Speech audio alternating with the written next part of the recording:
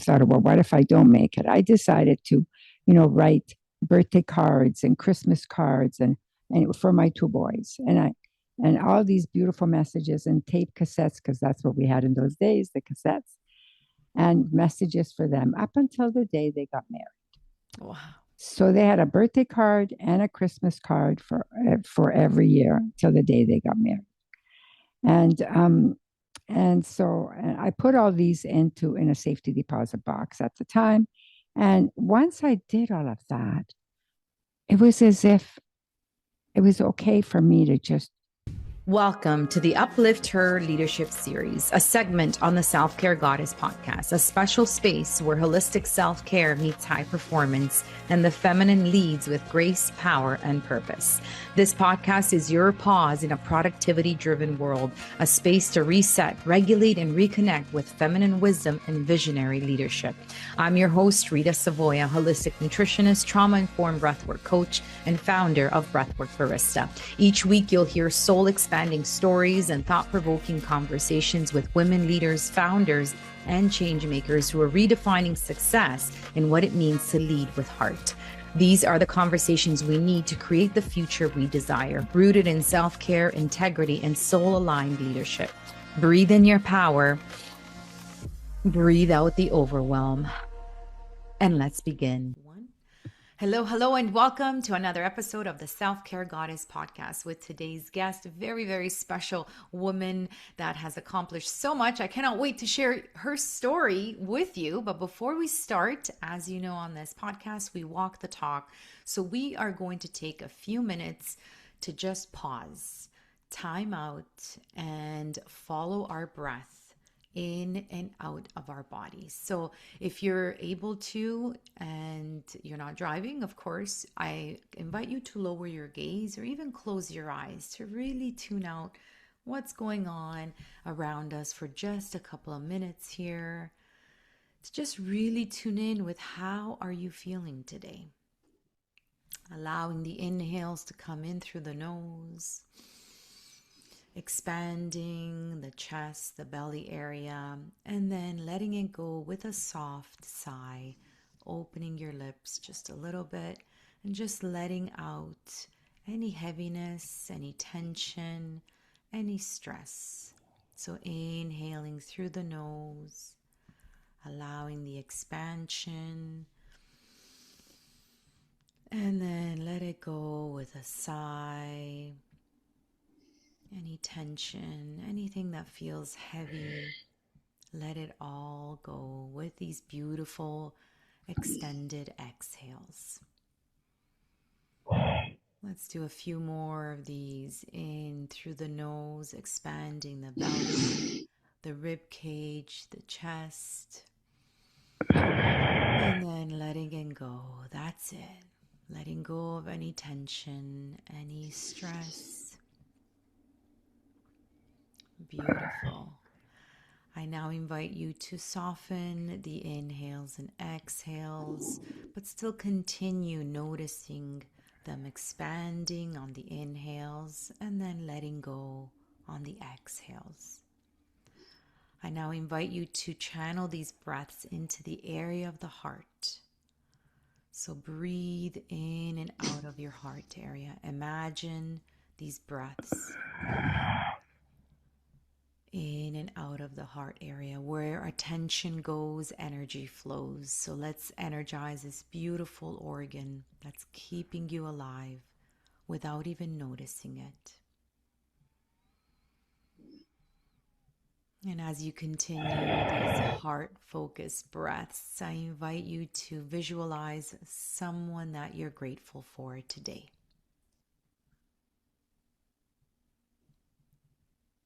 Visualize this person as if they were right here in front of you.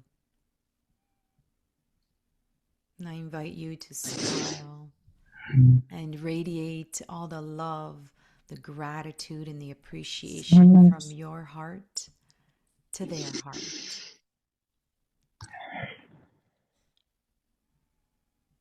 And now I invite you to radiate that love, send it back to yourself. All that love and gratitude that you express for this person, send it back to you. for being here. Taking the time out of your busy day to just take a few moments.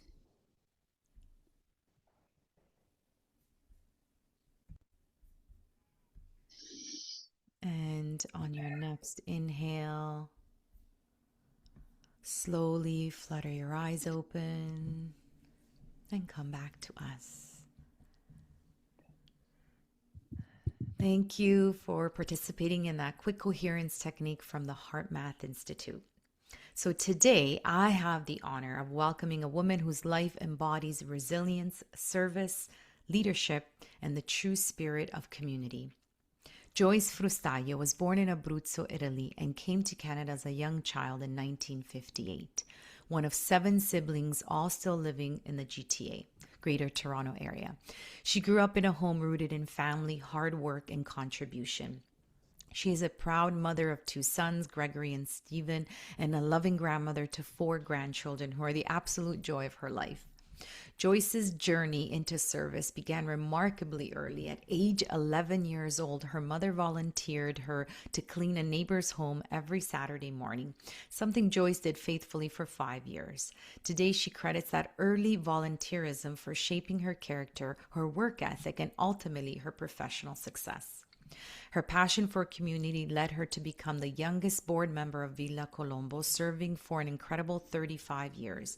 Throughout her life, Joyce has raised millions of dollars for major charities across the GTA, including Villa Charities, Mackenzie Health, Toronto General Hospital, Etobicoke General Hospital, and for the past 15 years, Nonekind, an organization providing critical support for children whose parents are navigating a cancer journey. She also played a founding role in Vita Community Living Services and Caritas, a transformative drug rehabilitation organization. Joyce also made history at the first Italian to work at Queen's Park as a top aide to a cabinet minister, marking the beginning of a remarkable political career. In 1991, she was elected councillor for the city of Vaughan, later serving as regional councillor and deputy mayor for 20 years. A testament to her leadership, her integrity, and her unwavering commitment to serving others. In 2012, Joyce was appointed by Prime Minister Stephen Harper as a Citizenship and Immigration Judge, a role she carried out with deep compassion and pride. Although now retired, she continues to pour her heart into raising funds for the Nonekind Mackenzie Health Foundation and the McMichael Canadian Art Collection. And of course, we can't forget the personal touches that make Joyce who she is. Her fun fact, she loves walking in the rain on a warm, rainy day. Her guilty pleasure, going to bed early with potato chips, a glass of wine, and Netflix.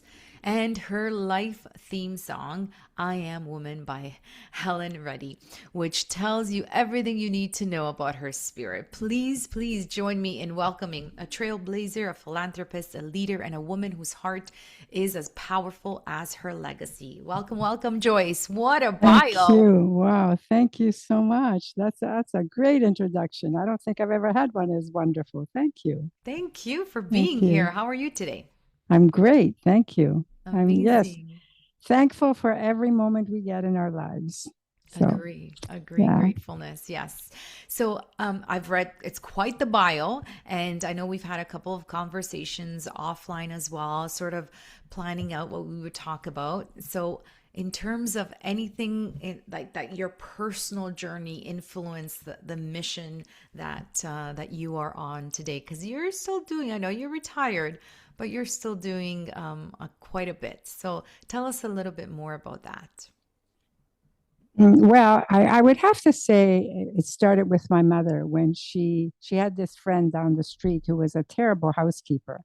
And my mother was a very, neat housekeeper. And of course, she volunteered my services every Saturday for me to go and clean this lady's house. At first, I didn't like it, of course. I'm, 10, 11, 12 years old. But after I finished that particular day, I came back and found a beautiful little gift wrapped up, on sitting on the council. There was this beautiful pink sweater with little pearl buttons.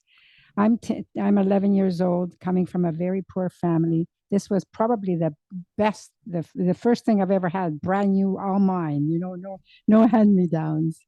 Anyhow, and I loved it. And this continued for 4 years, 4 or 5 years, till I was a little over 16. Every Saturday, that was my job.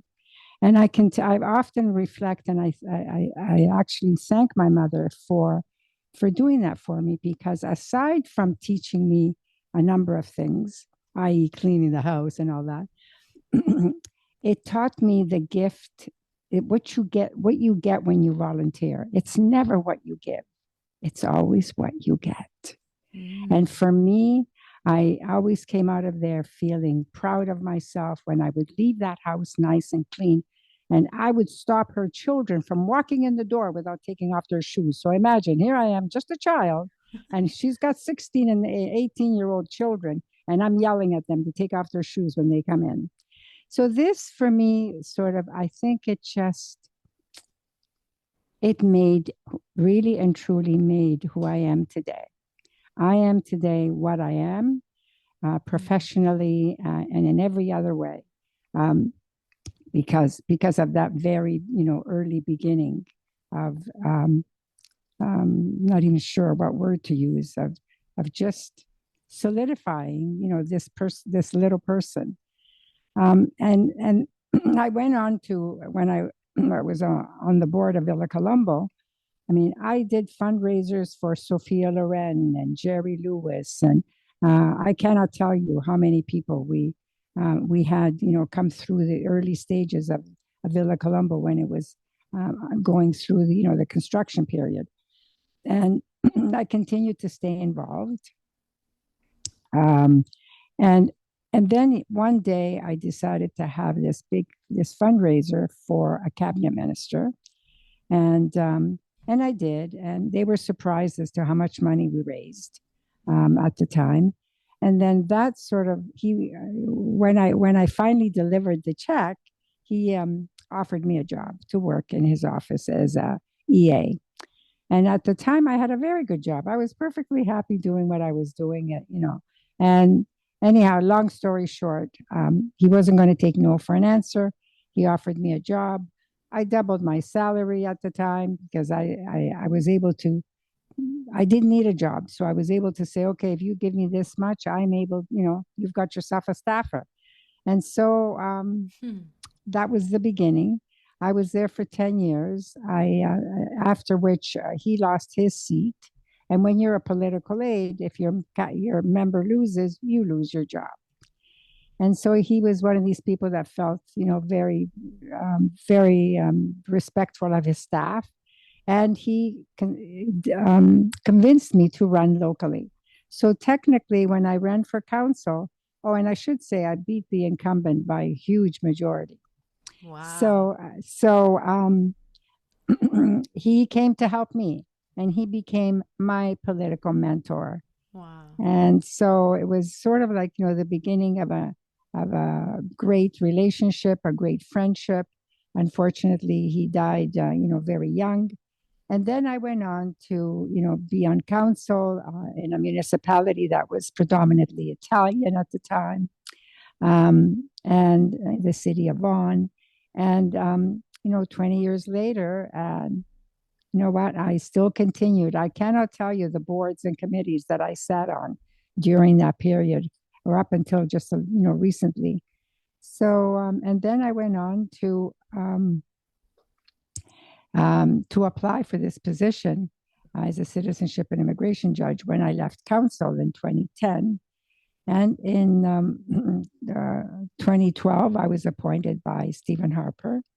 There was only one seat left in the province of Ontario, some 450 applicants, and I got the job.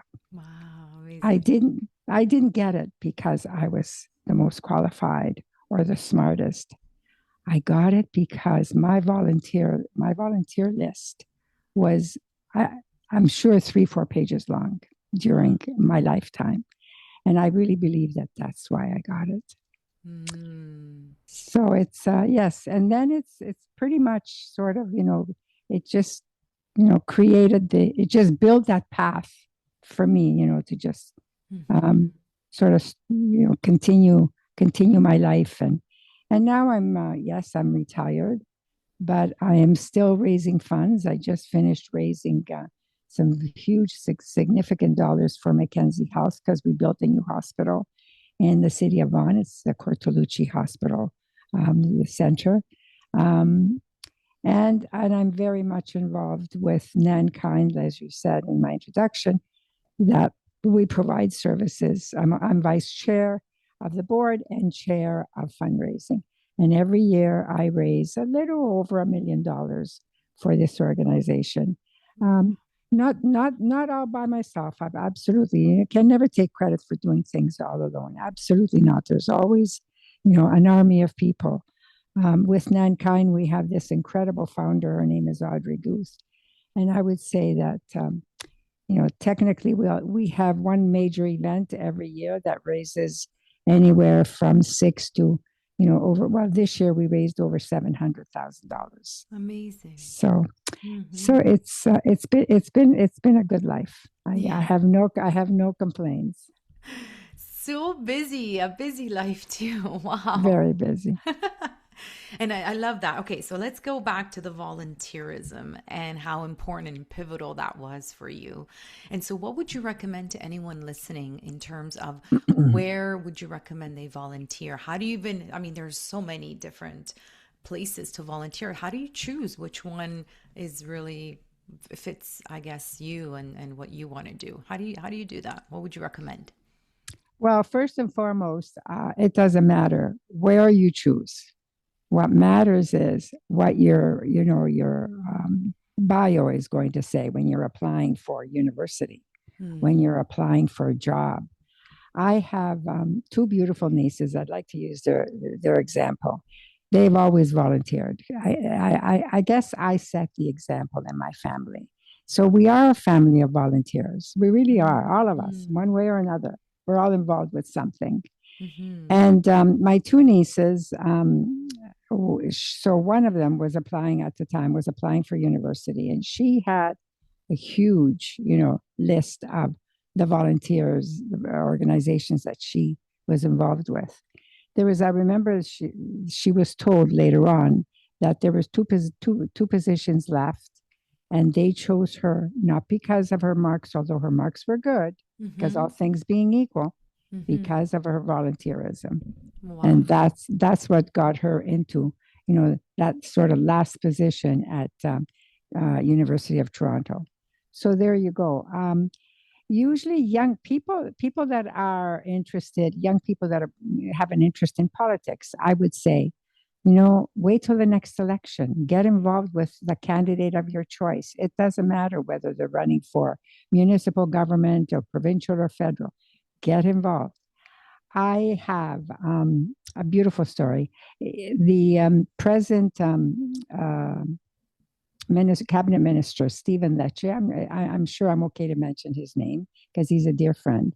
He started volunteering on my campaign. I think he was 12 or 13. Wow. And I used to say at the time, I'm going to make you prime minister. I'm going to make this kid prime minister. Well, there you are. He did end up working for the prime minister. Okay. He was the youngest director of communications for Prime Minister Harper. Okay. And here he is today holding one of the largest provincial portfolios in the government of Ontario. Right. So what does that tell you? Over and over again, when you look back, I really do believe that successful people have a list of volunteerism that they did somewhere in their lives at some point. It is beautiful connections that you would not make otherwise, right? Right. It is. For instance, when I ran for council, I never had to ask anybody for funds. All of these people I met through Villa Colombo when I was, I very involved at the time.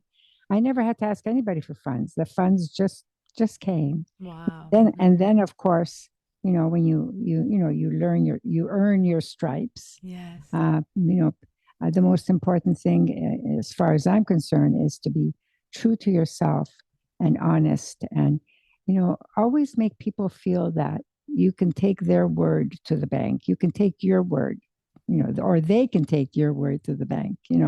So for me, it's been an incredible, incredible, ride.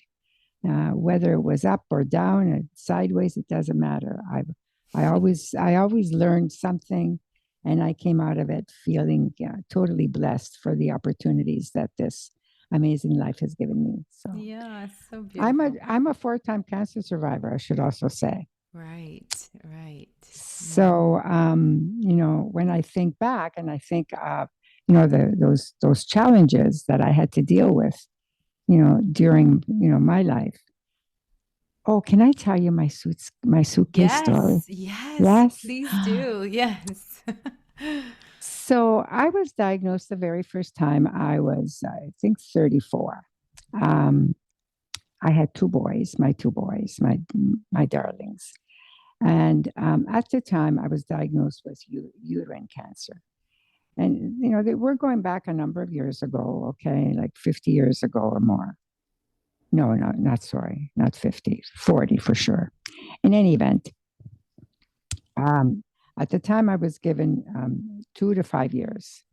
So thinking for sure that I thought, well, what if I don't make it? I decided to, write birthday cards and Christmas cards and for my two boys. And all these beautiful messages and tape cassettes, because that's what we had in those days, the cassettes, and messages for them up until the day they got married. Wow. So they had a birthday card and a Christmas card for every year till the day they got married. And so I put all these in a safety deposit box at the time.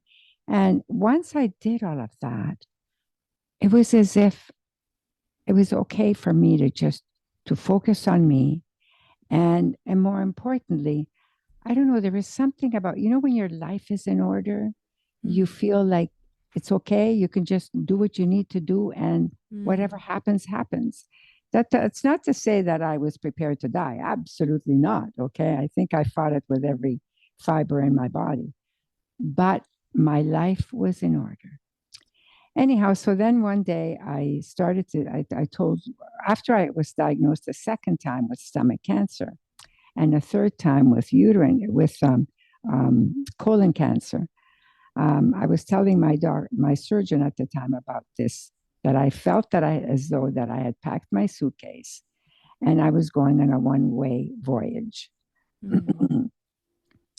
So excuse me, I'm sorry, I'm just. No worries. Yeah, no, go ahead.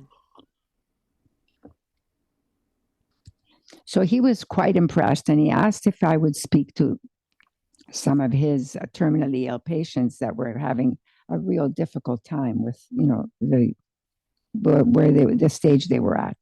And I started to do this, and I kind of acquired some patients of my friends of my own that I would go and see. I never said this is what you should do. I just said, this is what I did. And it helped me. It helped me to focus on loving my children. It helped me to focus on getting well. And it also helped me to accept the possible inevitability. And I think that's crucial for anyone that is, living with, potentially a terminally ill disease. And so I remember this. I'm just going to give you one particular example. I had a cousin who was terminally ill, and I went to visit her, and I shared my story with her. And that was that. Okay. Then she passed away. And the day of the funeral, when I went there, the visitation, I'm sorry, she had all these beautiful pictures with fabulous captions on what that picture was. And so, for instance, her daughter's shower, and there would be like a message there, or her daughter's wedding, and there was a message. And then it came to a picture of her and I, and we're both wearing these beautiful hats. And it said, "Thank you to my cousin Joyce for helping me pack my suitcase." Oh, I you know what? I have no words. I never realized really and truly until then the help that I was providing to some of these people. And so I continued to do it for a while. And then I just, it was getting very heavy, and I knew that it was time for me to stop. So, but I stopped at a time when I helped, a very young friend whom I knew from the time he was 16 years old, who worked on my campaigns and died at the age of 44. And so I helped him with, pack his suitcase. And I know his wife tells me often what an amazing thing I had done for her husband. So, you know what? Makes you feel good. Yeah, for sure. And it's these little gestures that helped you, and why not? If it worked for you, maybe it can work for someone else. And Right. why not share that for sure? Right. So the suitcase is all about, is it cards? Were people writing cards to their loved ones as well? Or is it what they feel Whatever they feel. that would Whatever help they them? feel. Like, for instance, what it means is take this time to love, to talk to your children, to forgive, to forgive. So many people die with so many, hard feelings and regrets and anger. And why? Why? Let it all go. Put it all in that suitcase. Everything. Right. And just focus on you, focus on loving your family, focus on sharing whatever, telling your stories to your children. I keep saying I need to have a day now with my grandchildren, where I just tell them all these things that I've done in my life.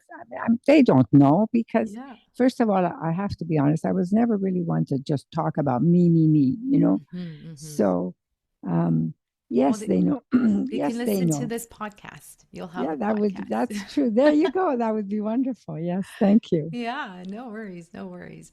And it is true. Many of us do just, I had somebody else just, go away without saying the right words to the right people. I did have somebody else on the podcast talk about grief.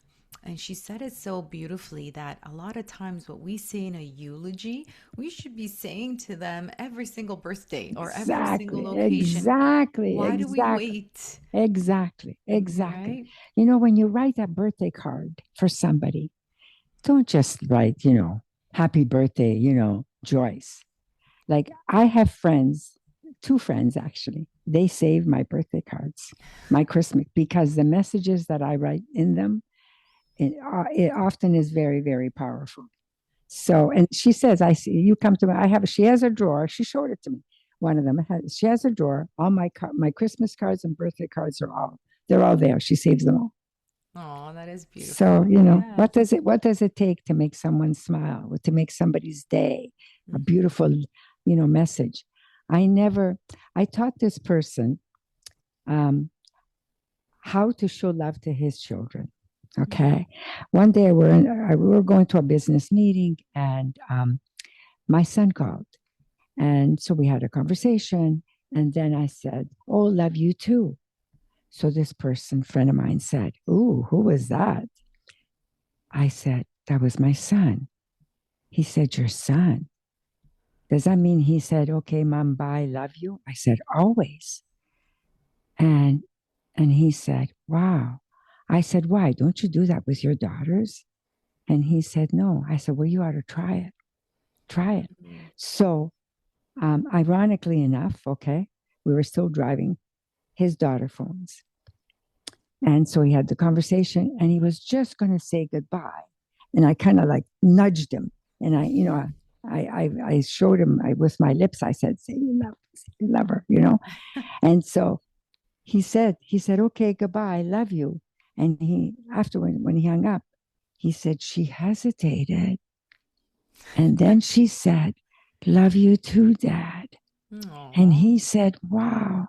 And ever since then, he often tells me he has never stopped saying, "I love you," anytime that he hangs up the phone with some friends, and certainly his children. Yeah. Oh, you have so many beautiful feel-good stories. I Oh, say thank write you. a memoir. Yes. Who Okay, knows what can come out of this sure. podcast? There you go. So Thank you. beautiful. Yes. Sometimes that's all it takes, just like one small gesture, and then look at that. You've created a ripple effect in that family, and Exactly. then that's going to carry over to other generations, hopefully.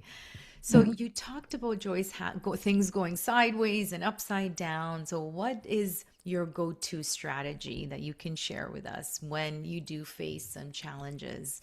What's sort of something that you can go to help you through these times, through these challenging times? Well, first of all, Rita, I'm a very positive person. Mm-hmm. So for me, it's always being, my glass is not just, full. My glass is spilling over. Um, and I've always been that way, even at my the worst terrible time. I mean, if I tell you what I was going through when I was diagnosed the first time, my husband lost his business. He was suicidal. Um, I was diagnosed. I was just recently diagnosed. We were going to lose. We were going to lose our house. Okay, so Mm-hmm. how do you deal with all of this? When I think back, and I was a young woman, 30 something Mm-hmm. woman, but Mm-hmm. you know what? I guess in a strange way, I'm not an overly religious person. I'm a very spiritual person. Mm-hmm. I really believe that God only gives you what you can handle. And, um, and so, you know what? He gave me those challenges, and I dealt with them the best way that I could. So what do I go to when facing, major challenges? I think I focus on my blessings, Mm-hmm. and I have so many. I probably have more friends than many, many, many people. Certainly many people I know. I'm a collector of friends. I can make friends, like, go just going to the grocery store, shopping on, lining up to, the cash register. And I can, be talking to somebody, and I would have made a friend for life. And I've done that. I have done that. So I think it's just really, we all face challenges, and like, I think the worst thing you can do is woes me, because nobody leaves this world Yeah. unscathed, Rita. Right. Everybody has something. We all have challenges. We all, in one way or another. And Mm-hmm. if you can rise above it and, Mm-hmm. continue on and count your blessings, no matter, how Mm-hmm. how few they may be in your perspective. There are probably a lot, but sometimes we just don't count them all. It's I true. say everything in life is a miracle if you look at it as such. That's so beautiful. Wow, that's so So beautiful. So, I'm not sure if you're familiar with affirmations, but I love this yes, lady, Louise Hay, and she talks about everything is always happening for me, for my highest good. And a lot yeah, of times when we're actually in the midst of things, you're like, how is this for my highest good? But it isn't until it's over or you get out of it or you kind of zoom out that then you're like, okay, no, this was a yeah, blessing, right? yeah, And yeah. and then she goes on to say that, and out of every situation, only good will come out of Exact. it. I always say that too. I always say, out of something bad, always something good comes. Right, Yeah. right. And so it's and then again, life really and truly is, you know what I call it? A Yeah. university, a university lesson. Every day of your life is, it Hmm. can be a lesson learned. Yeah. Um, Yeah. as long as you're open to it, and again, it's never woes me.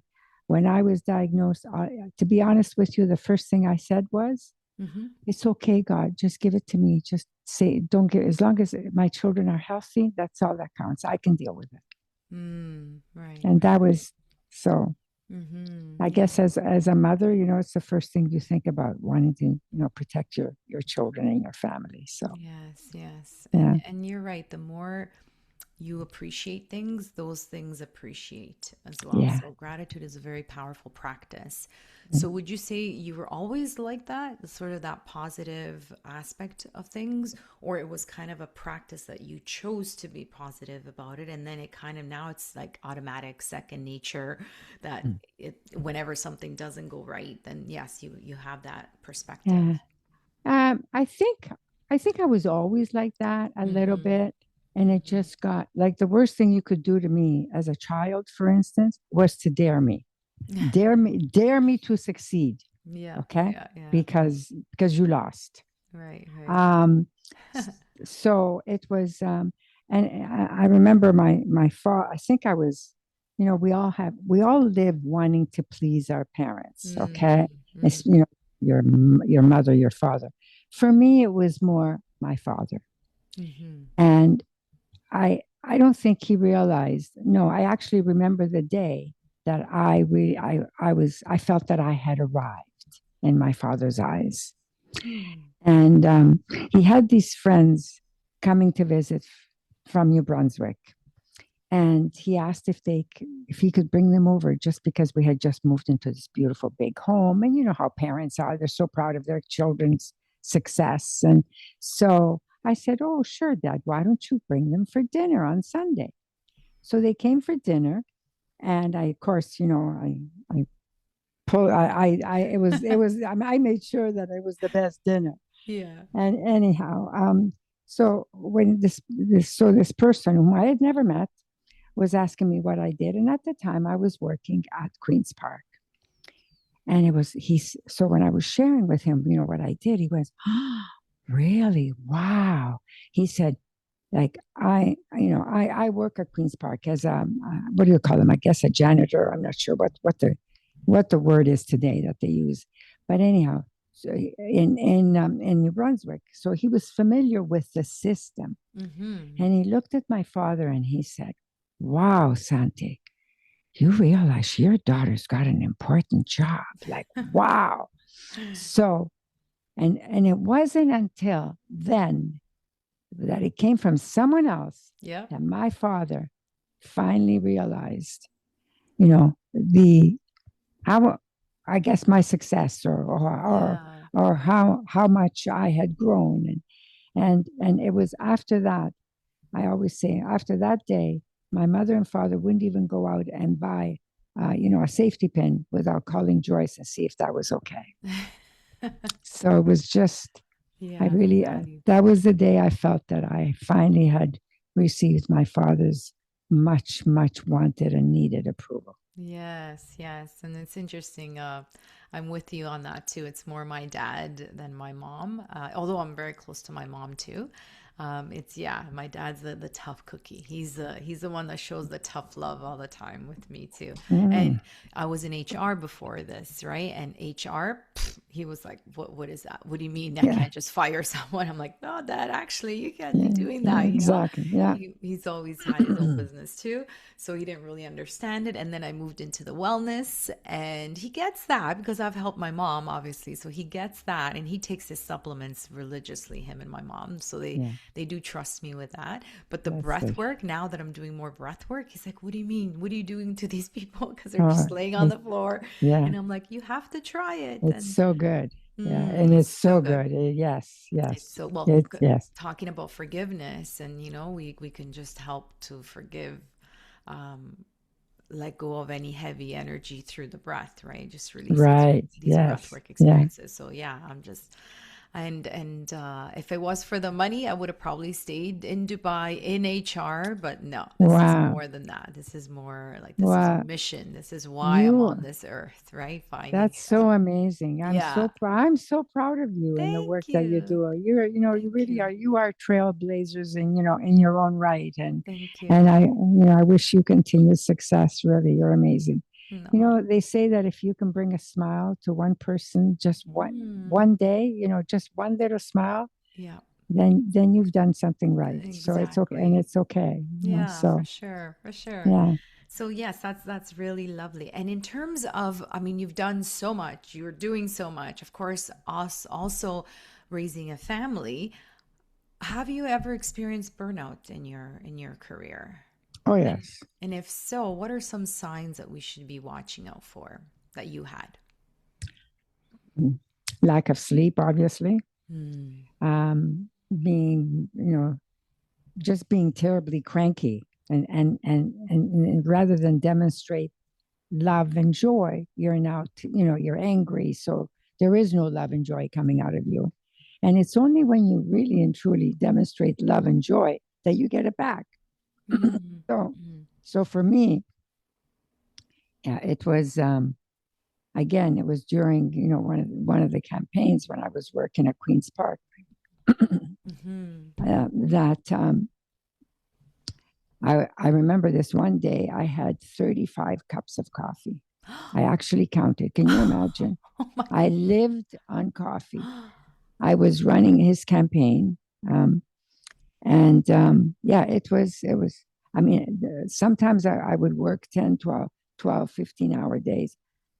Actually, when I was on council, I worked steady. I worked 12 to 15-hour days all the time. Mm-hmm. So, so yeah, you need, what, it's everything in moderation, you know, Mm-hmm. and Mm-hmm. I don't know why I worked so crazy, such crazy hours. It's just I'm that kind of person. It's like I have to do it. I have to finish it. I have to do it. So what would you do differently now if you were to do it again? I would delegate more. Ah, yes. You know what?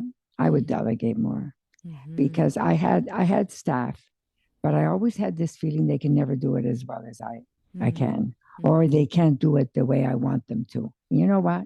You don't have to be perfect. Yeah. Don't have to be perfect. You just have to be there. You have Mm-hmm. to be there. You have to listen to your, whether whatever position. I mean, in this case, it was my constituents. I didn't have to talk. I don't have to do it all. Right. And if you can't, it's okay, and it's really okay. Mm-hmm. People need to feel that it's okay to say no. Oh, it took a Yes. lot. Oh my God. I'm not sure I'm there even now. I'm not sure I'm there yet Mm-hmm. because I have a real difficult time saying no. Always Mm-hmm. had. Mm-hmm. Yeah. And why do you think that is? I guess because I'm a pleaser. I'm a giver. I'm not a Mm-hmm. taker. Um, and so when somebody comes to you and, it's their more desperate moment, how can you be so insensitive and say no? Mm-hmm. So I've been, like when this Nankind organization that I'm involved with, like I said.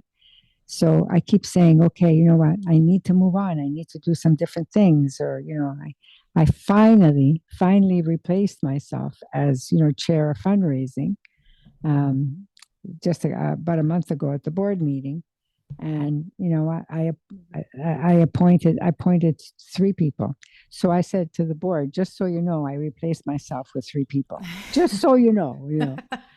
Um, and that's, what, and that it's okay, and it's okay to say I can't do it. It's okay to say I'm done.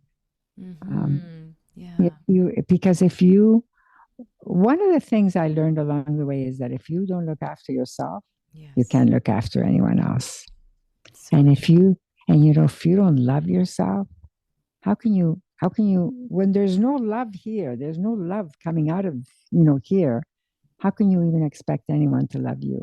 Mm-hmm. Because you know what, a lot of people need to be taught how to love. They need to Yeah. be shown how to love. Mm-hmm. Mm-hmm. So Yes, I yeah. agree. And it is the self-care Yeah, goddess podcast yes. that we're on. So Yeah, yeah, thank you for exactly, that. That exactly. was not planned, everyone. That was not planned. That beautiful plug-in. It is truly about that. It is. And a lot of women that listen to this podcast, I know that they have their families and they want to prioritize, of course, their families, but it's very important to know that we need to teach our Yeah, kids that yeah. self-sacrifice is self-sabotage in so many Yeah, ways. yeah, absolutely, absolutely. Yes. So what are your tips on balancing home and work? And is there even such a thing as balance? Is it just more of prioritizing? Like what are your thoughts on the work-life balance? Um, I would have to say you just need to be organized.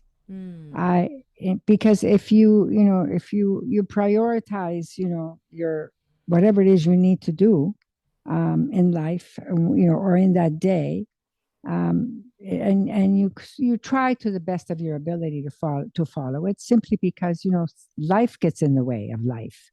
You're in a meeting, something happens, and now before you know it, going into another meeting, or you're dealing with a particular issue, and all of a sudden now it's screwed up you know, that ledger that you have, and that, on that day.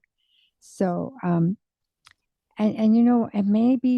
maybe again is, don't take it too serious. It's okay. It's okay if things, change.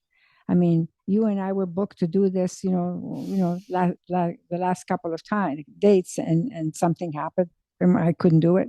mm-hmm. Was that the end of the world for you or for me? I don't think so. No. But here we are, and Yeah. eventually you'll get there. Mm, So yeah. so it's just, you know, and then again, lean on your friends, lean on your family. It's, Mm. that was a big, huge lesson for me, because I never did. I never leaned. Ask for help, right? Hmm. Yeah. Okay. So why do you think that's hard for a lot of women? Because yeah, I know a lot of women. I'm like, I can help you. I'm here, and I hear crickets, and then I know they're tired. I know they're exhausted. And it's just like I'm Yeah. offering help. So why do you think that's is that part of the control? You think? Yeah. Maybe it's part of not wanting to admit that you can't do it, Oh, okay.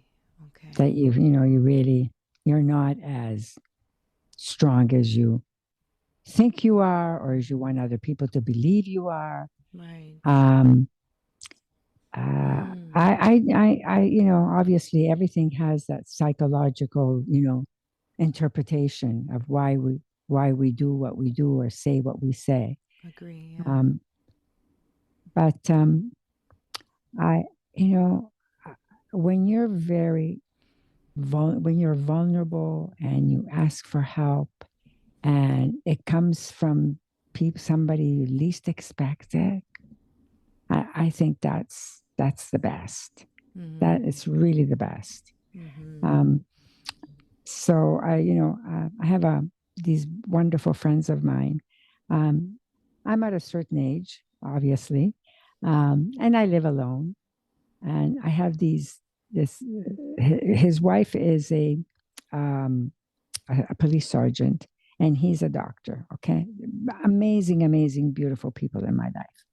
So we went and had lunch one day, and she buys me the Apple Watch. I don't know if you're familiar with it. Mm-hmm. And they've got it set up so that if I should fall, it will actually call 911. Mm-hmm. Can you imagine? These are Mm. just friends.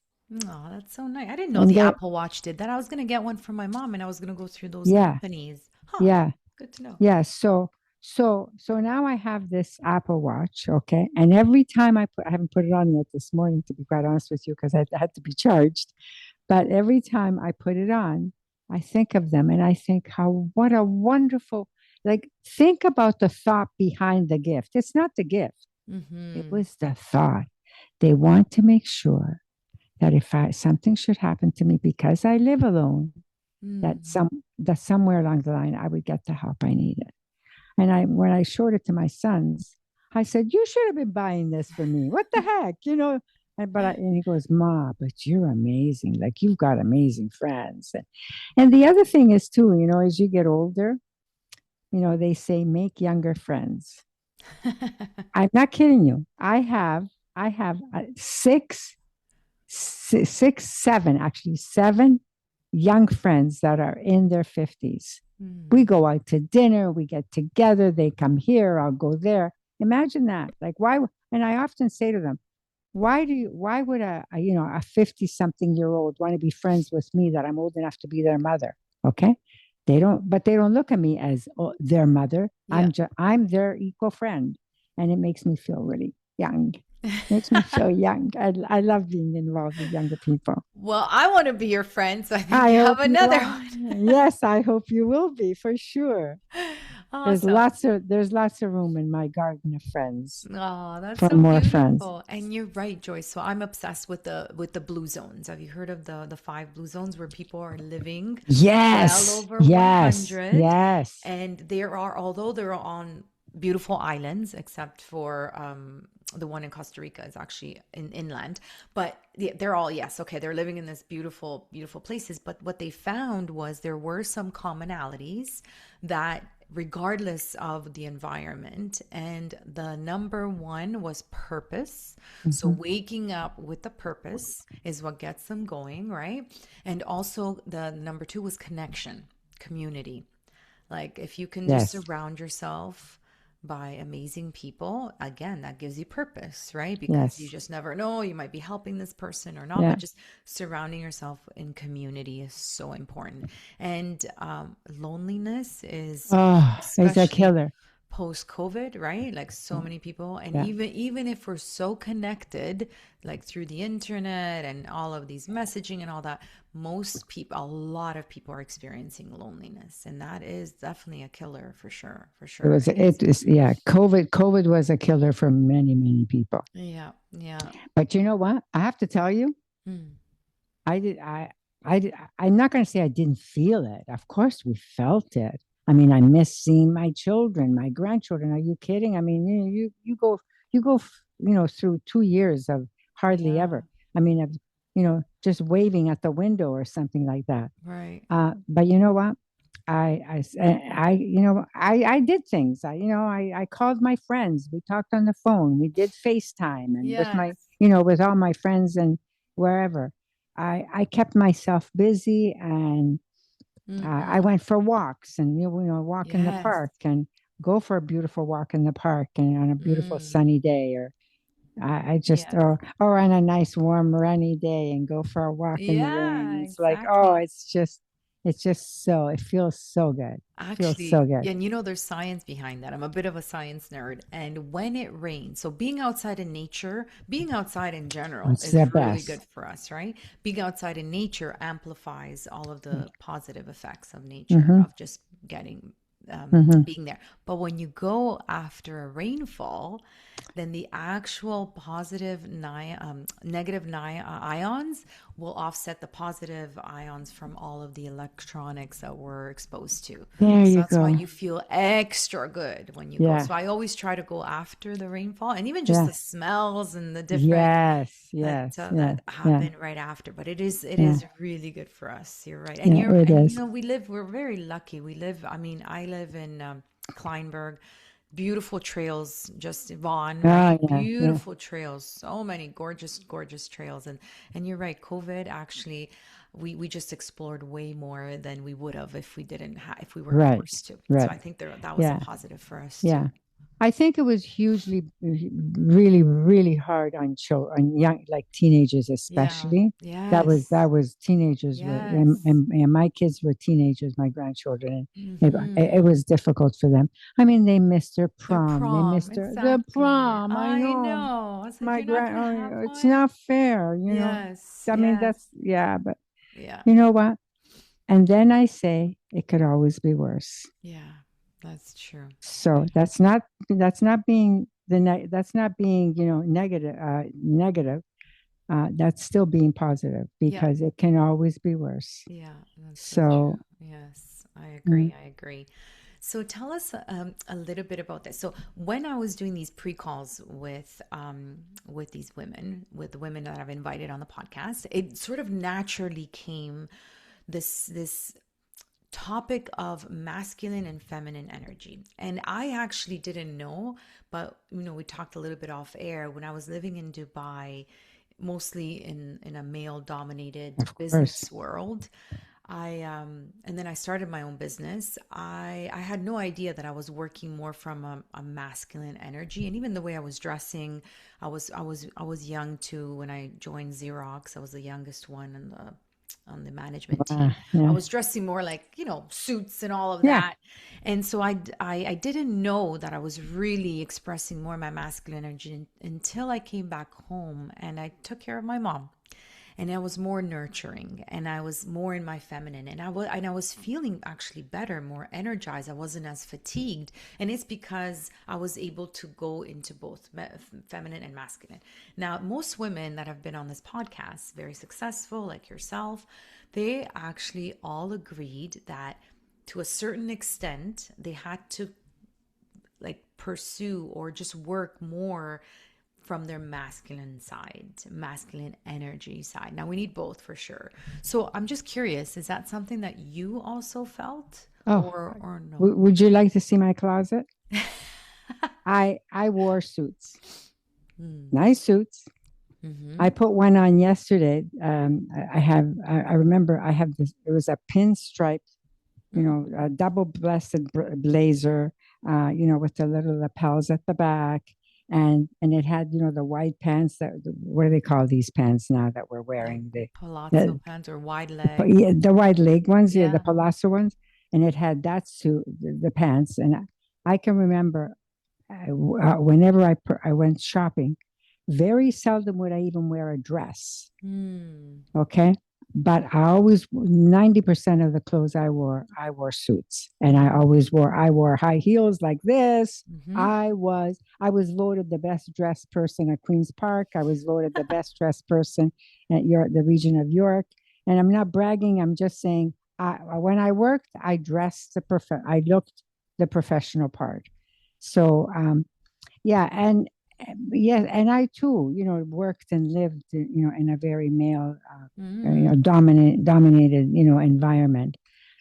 And so, what happens though is that, yes, that male side, sort of comes out, and it forces you to challenge, not to challenge yourself, but to challenge your colleagues as well.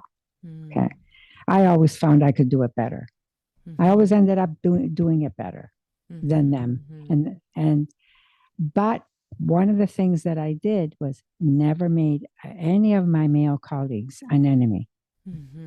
Okay. So actually, there was one that I didn't particularly like, but I never, ever, he wasn't my friend. I never showed him that he was my best friend, but I was respectful.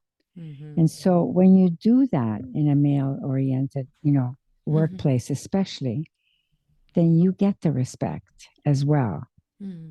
So it's important. You have to earn it. Respect is earned. It's never given. Some people expect it just because maybe their last name happens to be whatever. Okay, they come from a privileged society. They expect everybody to bow to who they are. But, So do you think that if you didn't maybe dress like you did, or exert more from or work more from the feminine energy, do you think you still would have gotten their respect, or is that something you had to approach with sort of caution in hindsight? No, no, they would have trampled all over me. Okay. They would have trampled all over me. They would have made me, they would have used the women card. Yeah. Okay. Oh, women are emotional. Okay. It's really interesting. A man succeeds and he's lucky and smart. Okay. A woman starts to succeed and she's, aggressive and emotional. So no, for me, the challenge was, how to be as effective, if not better, more effective than they were, but not to sort of slap it in their face. You know what? Just, how you can just come in very quietly and before you know it, you won the lottery. Okay. So, and I must say, I really and truly did have the respect of, more so, believe it or not, the men than the women. Oh yes, you know what? We women, we talk the talk, we don't walk the walk. We're not proud of the other women that are successful, which is pretty sad. I wonder if that will ever happen, because we really ought to be. We really ought to stand there, and hold each other up if that's what's needed. Yes. Be proud of that, your friend who's succeeding. Yes. I but no Support and power. support. Yes, I have found that, Joyce, as well. A lot of lip action and not enough the action. jealousy and the envy that I Yeah. faced was never from the men. It was always from the women. Yeah. How sad, eh? Very, very. I But don't think it's changed much. I hope that the generation, like your granddaughters and my niece's generation, I hope that there is a little bit more yeah, collaboration, I hope so too. because there, I feel like there are more coming together more. And then, of course, social media, and the good aspect of social media is to get these Hmm.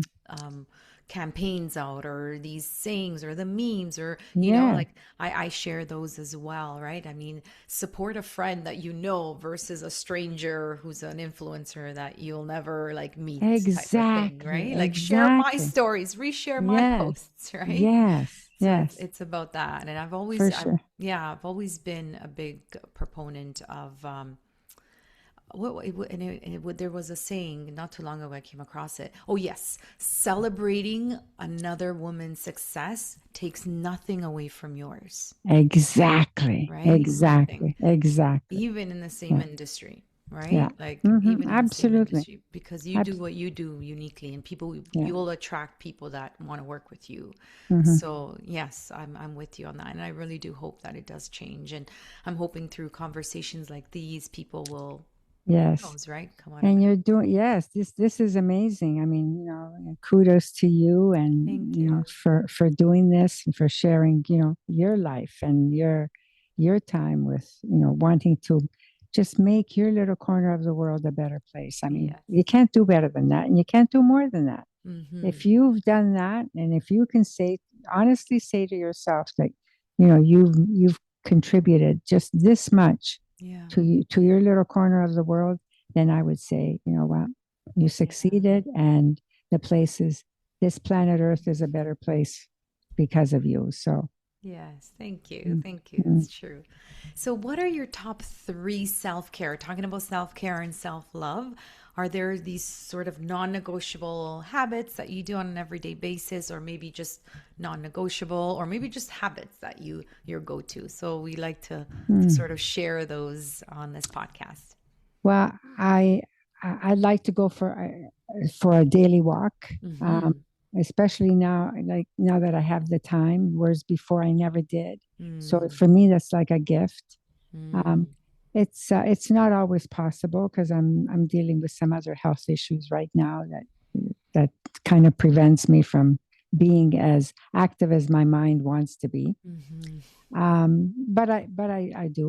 I used to take yoga, and Mm. now I have to do it at a different level, and I do it at home. Okay. Um, I do think you need the time for that, to just, sort of like you said, just your breathing exercises.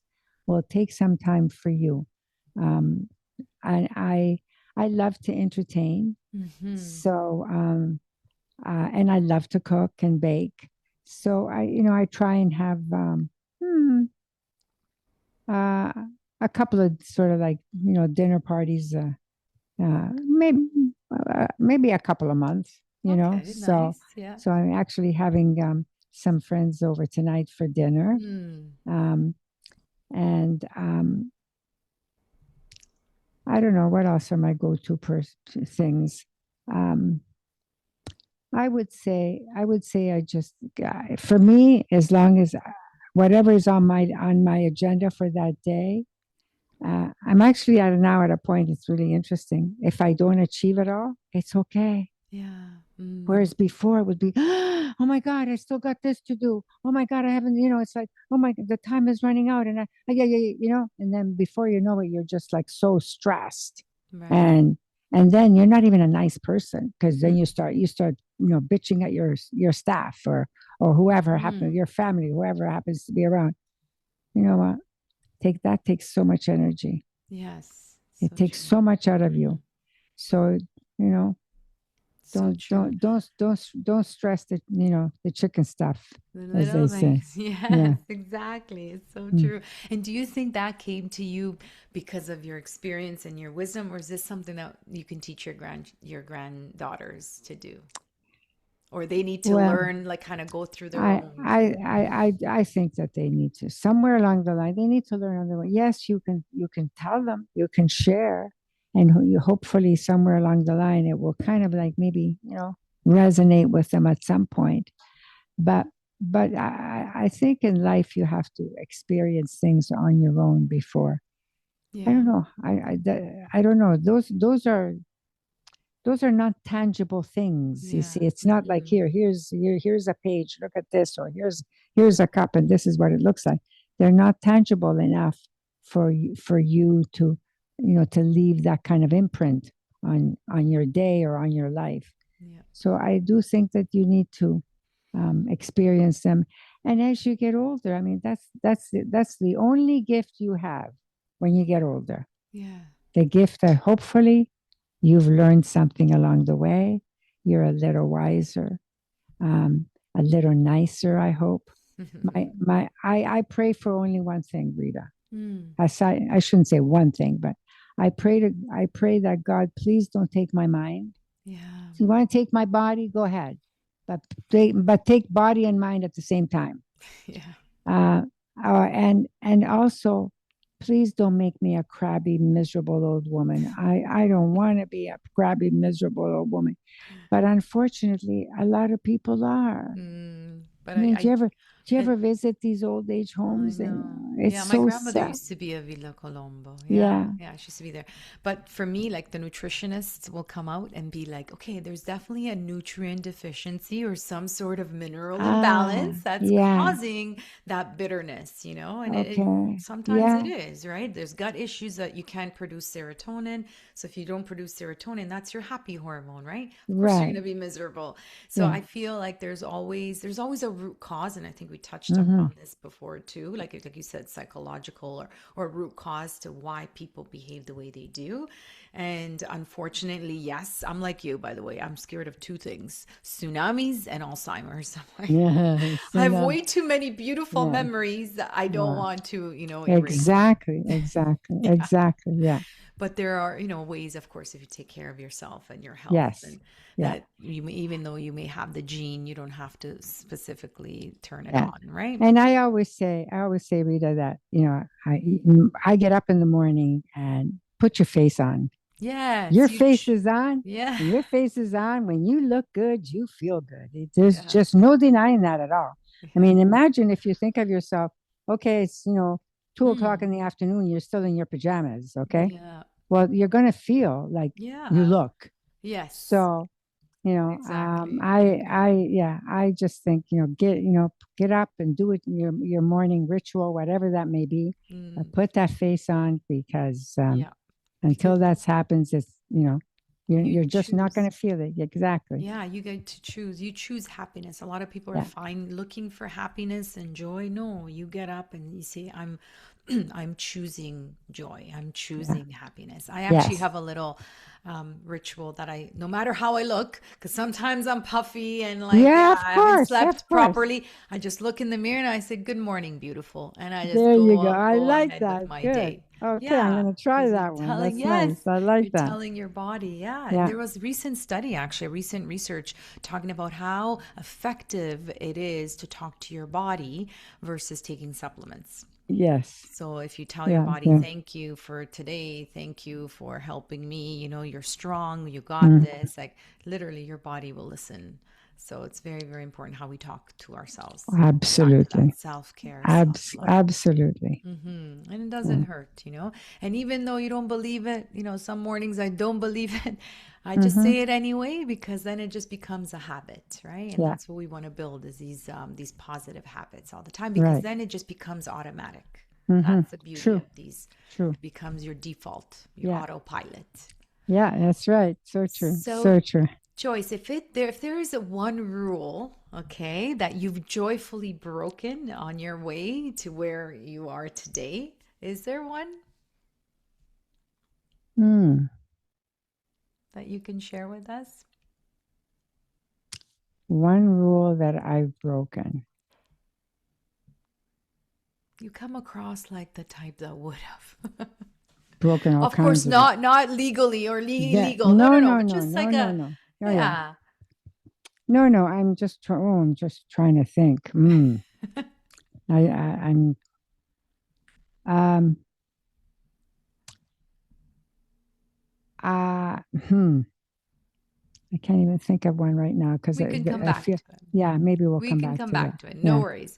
So, Yeah. what's a piece of advice that you would give to a high performing woman today about cultivating resilience, especially during uncertain times? What would be your advice for her? I would say you look in that mirror and you tell yourself you can do anything Mm, because you are a woman. mm, Okay. I mean, if you stop and think about it, look at us. Why is it that we can have children, we can raise it, we can raise a family, come have a significant job, okay? Come home and cook and clean and go out for that walk and entertain and have friends, and you can do it all, okay? But then can a man do all of those things? I mean, you look at these single, with the greatest of respect to the man world, okay? Because believe me, I We're I not love man men. bashing here. I No, no no, no no, love no. men, love Me men. Are you too. kidding? Me No, I too. love them all, okay? But just even I look at my sons and they're like so totally different than their father, okay? Their father did nothing to help the Yeah. the mother in the house and the woman in the house, Yeah. but they do a lot, and yet they could never do as much as their wives do. Mm-hmm, mm-hmm. So why is that? I mean, obviously we have a different, our brain functions differently, and yes, it It does, we does. know that. But I just think that you can do it. You can do it because you are resilient, Mm-hmm. because you are a woman, because you have that passion, because we really are, I think by and large, um, stronger, emotionally stronger than men. Mm-hmm. And so, Mm-hmm. and then sometimes I think we set the bar so high Mm-hmm. for that we make it so difficult even for ourselves. So you know what, don't Yeah. set the bar that high. Mm-hmm. I remember when I was working, and I would have two different piles: the urgent stuff Mm-hmm. and the easy stuff. Okay, and my assistant would always get upset with me that I always chose to go through the easy stuff pile before the urgent and more difficult Mm-hmm. decision making issues. Mm-hmm. And she would say, "But yeah, but you I need this." I'd say, "Yeah, okay, but I'm working on this stuff now." Mm-hmm. But they were so easy that I could just, so now before you know it, your pile is this high, but they're easy ones, they're right down and done. And it made me, so it's off my desk. So now instead of a pile this high, I've got a pile this high, and now I can deal with this. So Wow. I'm not saying it's good for everyone. For me, I Mm-hmm. I get rid of the easy stuff and get it off your desk, and then you have more time to deal with the difficult things that Mm-hmm. require more, thought provoking, Mm-hmm. decision making. Yeah, I like that. Reminds I'm me not of sure.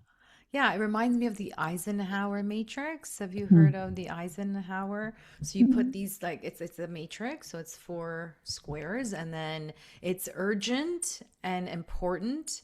Urgent, not important. So importance on this Yeah. axis, and then urgent is on Hmm. this axis, and then it's not urgent, not important. That's like Yeah.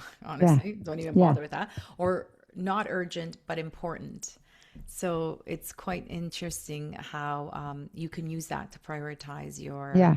your tasks. So Yeah. I like what you said to actually, yeah, I want to try that actually. Yeah. Important and easy. So you Hmm. tackle these, you feel good, you have Hmm. dopamine, bing, bing, Yeah. Yeah. like Yeah. Yeah. firing Exactly. off because you've Exactly. completed Exactly. a It's task. So like, oh you're gosh. motivated. Yes. Yeah. Yeah. Stuff So, is off my desk. And then if you had to, instead of having, 15 files or 20 files, you have like 3 that are left that for you to focus on. Yes, they require more time, and yes, they require more, more whatever, maybe research that you need to do in order to make a decision. But it's only 3 files, and if you have to take them home, which I used to do quite often, okay. I remember I would look at my sheets many times. I'd go home at 10, 11, 12 o'clock at night, and I would still bring homework to read to be ready for the next morning meeting. And most of my sheets at the time all had pen marks, because I would bring home this work, that I had to do. And I was one of these people that I always felt I needed to be really prepared for my next morning's meeting. And this is where I would beat the men. Because the men, I don't know what the heck they did. I really don't know. But you know what? They would come into these board meetings in the morning, especially when I was on council. And I know they hadn't read their stuff. You could tell. But I read my stuff and I was ready. I had my questions written down that I wanted to ask and clarify. Whereas they would just kind of listen. And so before you know it, they're not making the impact. They're not asking the tough questions. I am. Yeah. That's where you beat them. In the boardroom. Yes, I love it. Preparation as well. Yeah. Yes. Yeah.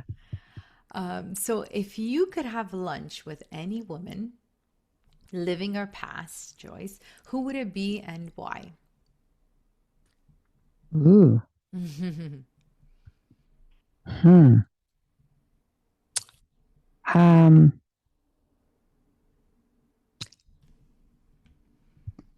Who would it be? Probably Clinton. Now, I'm a conservative. Always have been since I was 14. But I would have to say, I with all the whatever goes on, and went on politically, I thought she was a bright, intelligent woman, and yeah, it would have to be Hillary Clinton. Okay, awesome. So is there a book, a quote, or even a mantra that has profoundly impacted your life?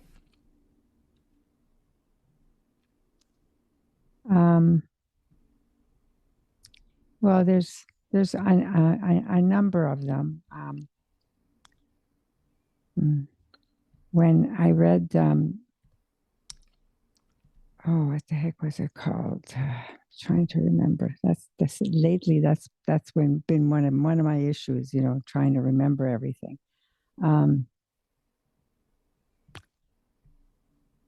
I think it was called The Alchemist. Oh yes, yeah. Oh okay. Yes. Paulo Coelho. Paulo's, yes. Yeah. And then there was this other one that was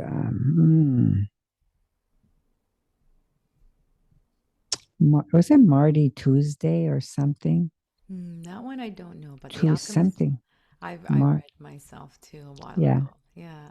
Very powerful. Yes, very, very, very powerful. Yeah. Beautiful. But yes, this a mantra. I'm trying to remember. Or a quote or something that you like to say, even to your grandchildren.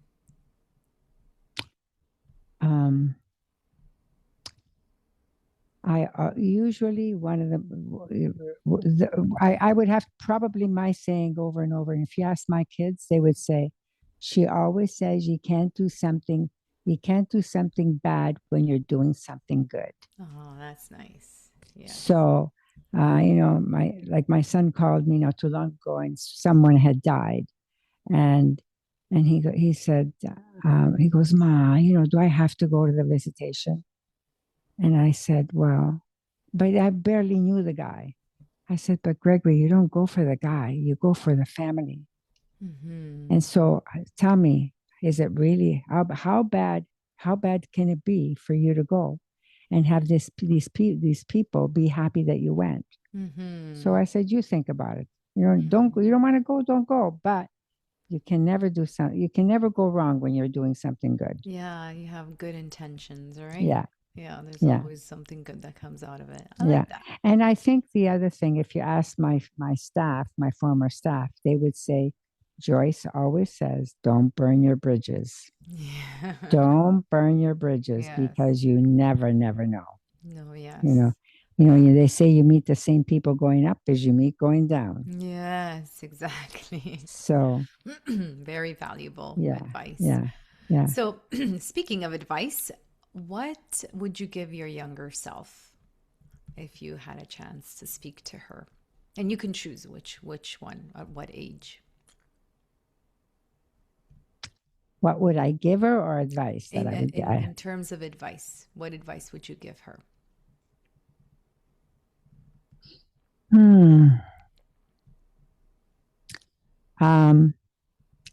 I would probably say, don't work so hard. I did work hard. I worked long hours. I mean, there were days when I was at Queen's Park, I wouldn't even go home. I'd check into a hotel. Wow. I had to be in my office at 7 a.m. to brief the minister for a 7:30 meeting. And all too often that we would still be in the office at 11, 12 o'clock at night. And why am I going home? Because I was living in Woodbridge. Yeah. Okay. So I would just, check in, downtown at a hotel. And so would you say, Joyce, that what if you didn't work as hard? Would you still have succeeded as much as you did? Or you think that was necessary, unfortunately? So that's the way of the game. I think it's probably a bit of both. I think I worked as hard. Maybe I wasn't. I wasn't as smart as I thought I was. So I needed to work harder. I don't know. Maybe I was slower. I have no idea. All I know is that for me, it was really important to do it right. And and I can tell you that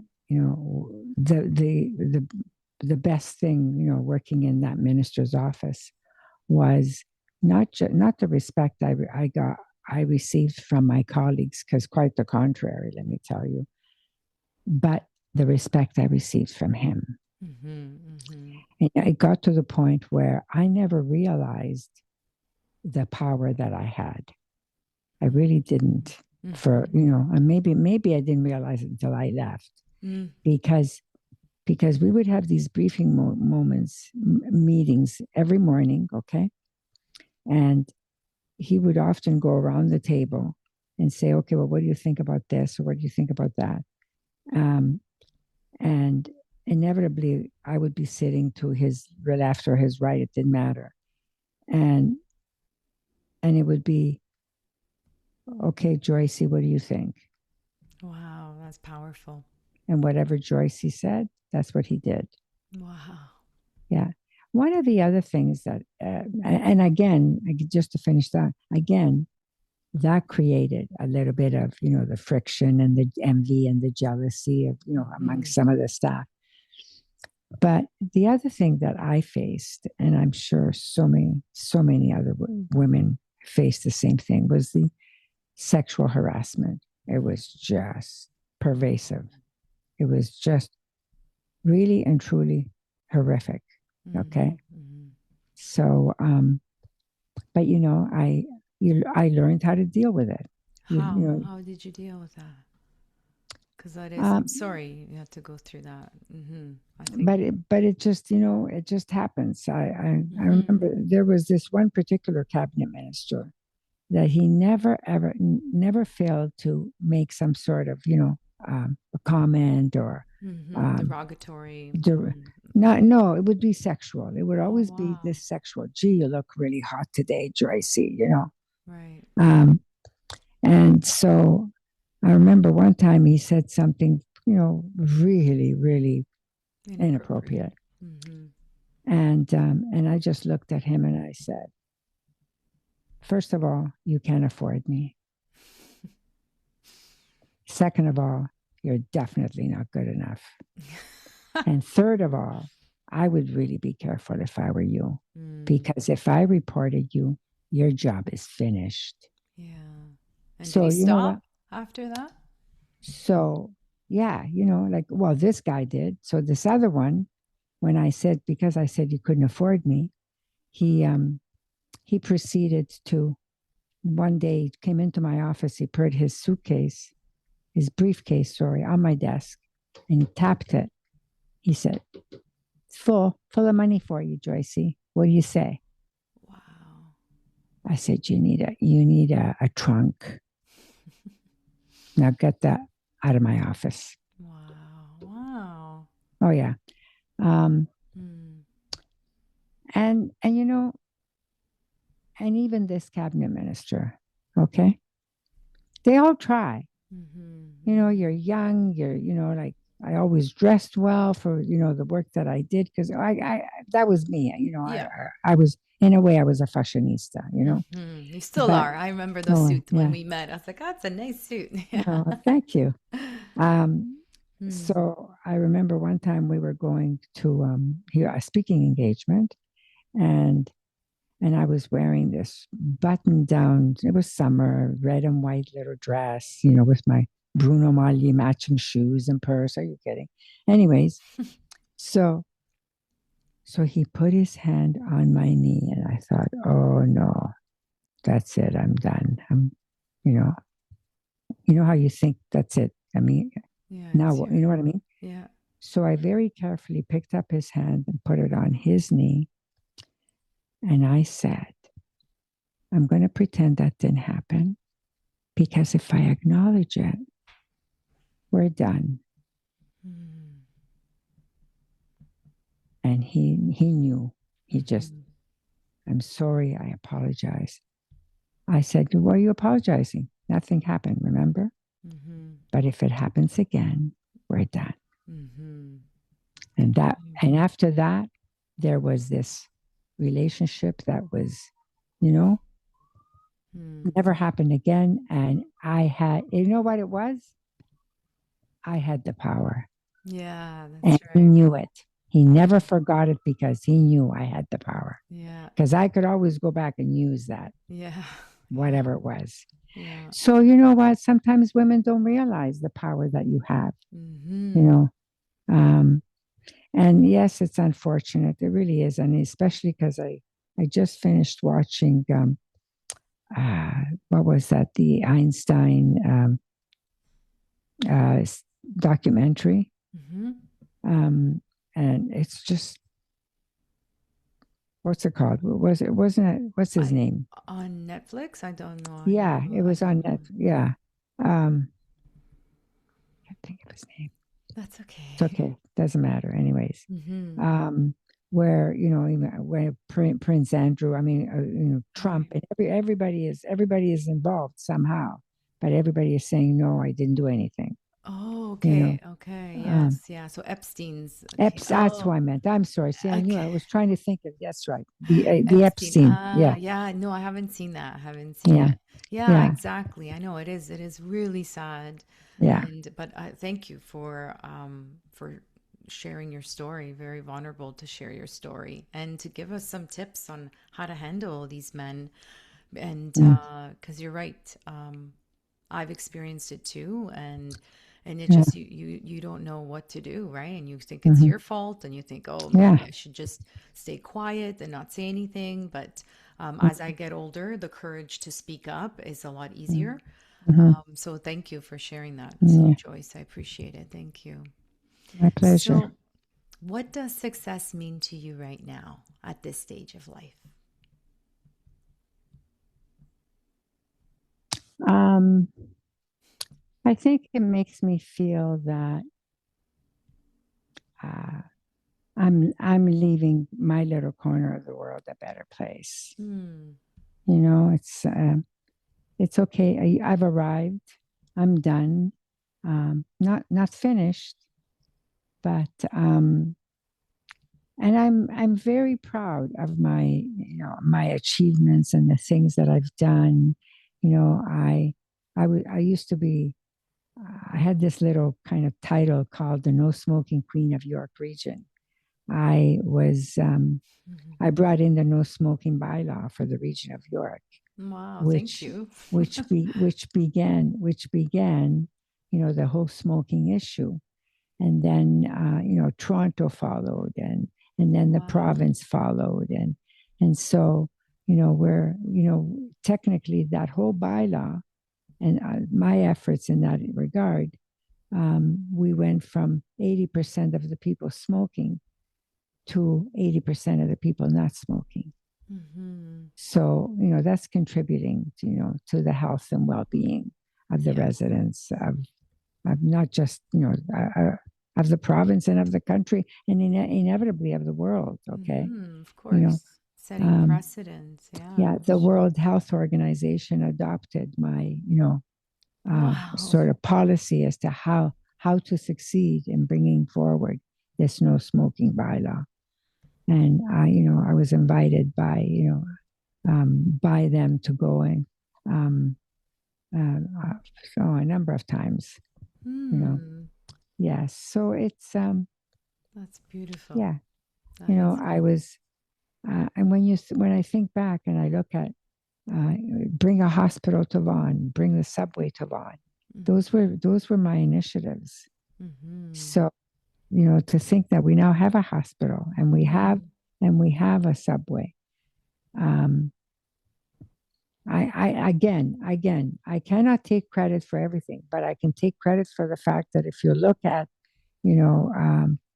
my political campaign brochures, you'll see that one of the things that I wanted to achieve was to bring a hospital to Vaughan, bring a subway to Vaughan, and some of these things. And I remember one of them was, to reduce the number of families that we have on welfare, because, and that was another initiative that I worked on that we did.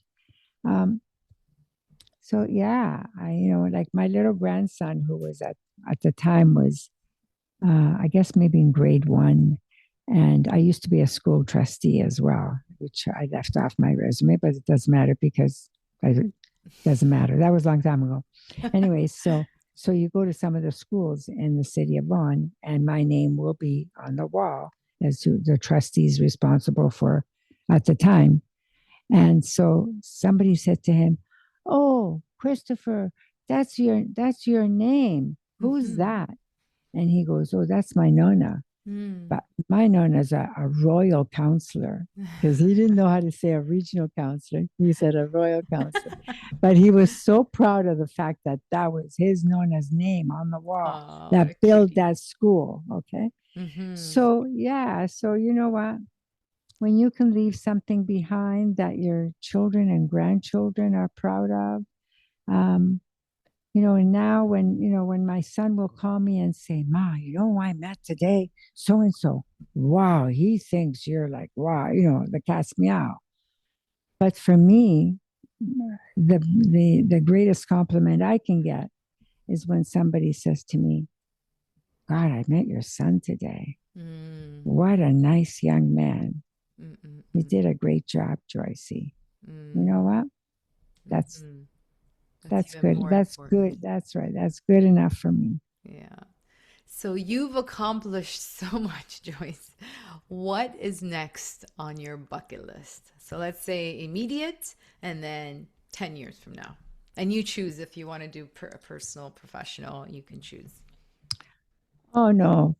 Professional doesn't, you know what? I think I'm just going to continue to help mankind, which is my main charity right now. I've just resigned from the board of the hospital, Mackenzie Health Hospital.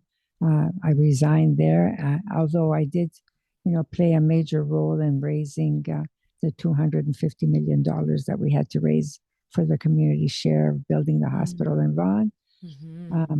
I can tell you that I, contributed to a few million there. Wow. And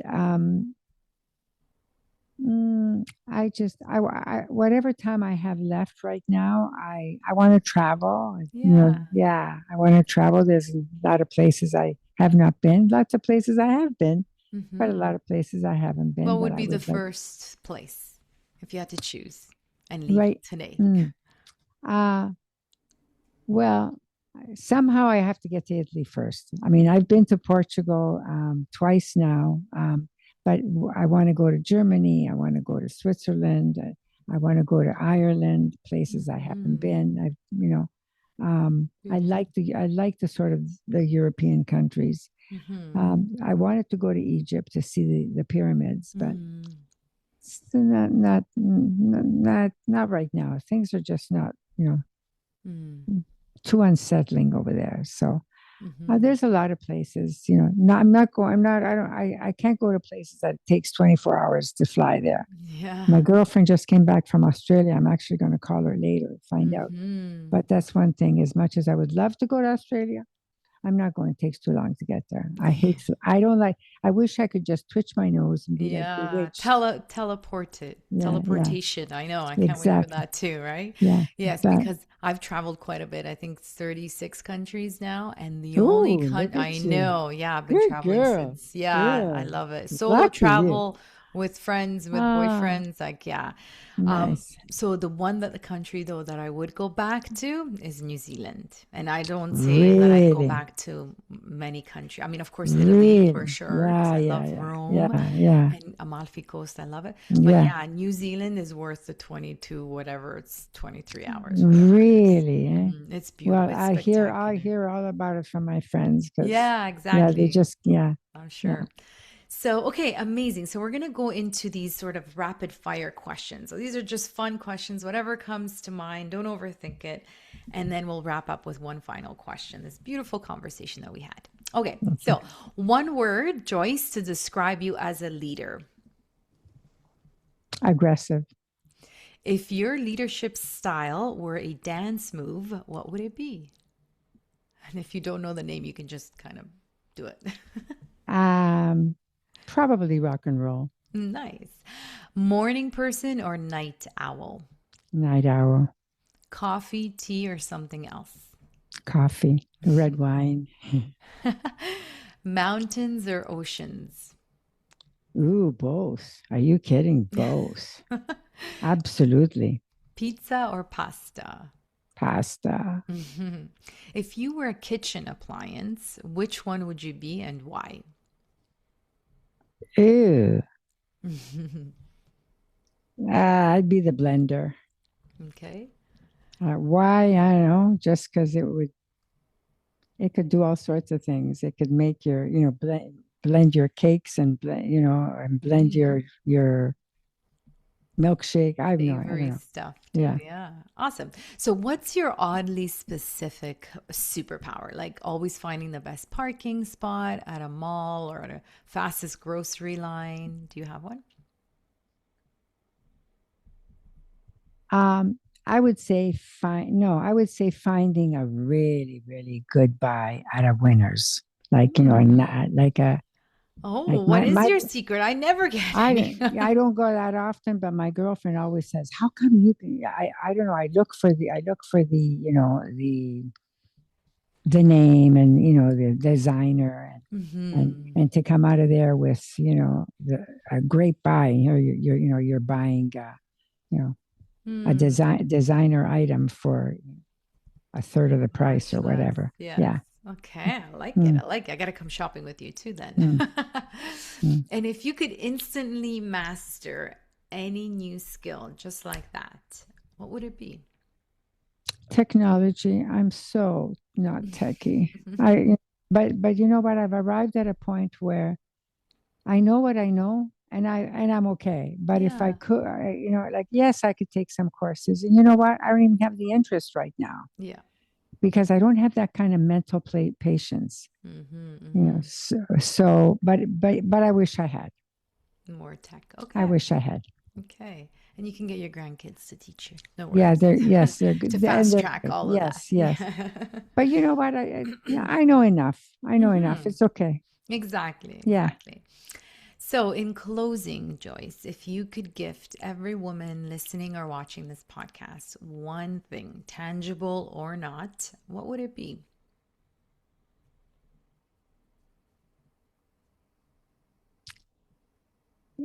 Be true to yourself and be happy with who you are and what you're doing, with what you're doing. Love your job, whatever it is, Mm, because if you don't love it, you're working too hard.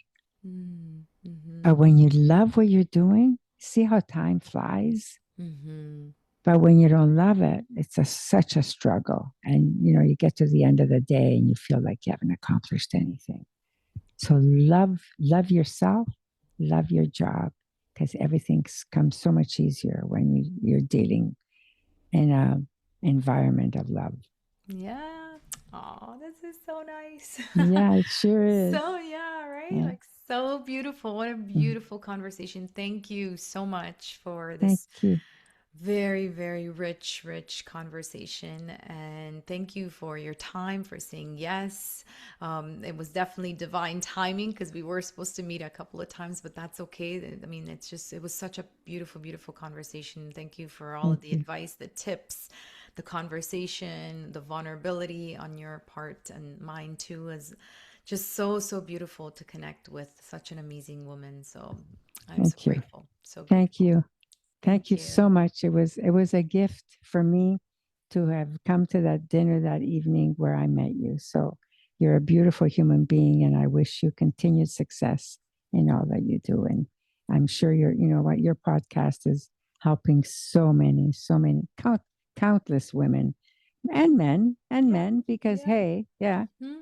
For So sure. Thank you. absolutely. So thank you so much for having me. My pleasure. Have a beautiful rest of the day. You Ciao as for well. now. Ciao. Thank you for joining us on Uplift Her Leadership Series, a special segment of the Self Care Goddess podcast. If this conversation lit something up in you, please share it with a fellow change maker, and let's keep building a new model of leadership together. Follow me on ritasavoya.com and stay connected for more conversations that blend well-being, wisdom, and bold feminine leadership. Until next time, breathe mindfully, live intentionally, thrive gracefully, and remember, self-care is your superpower. Ciao for now.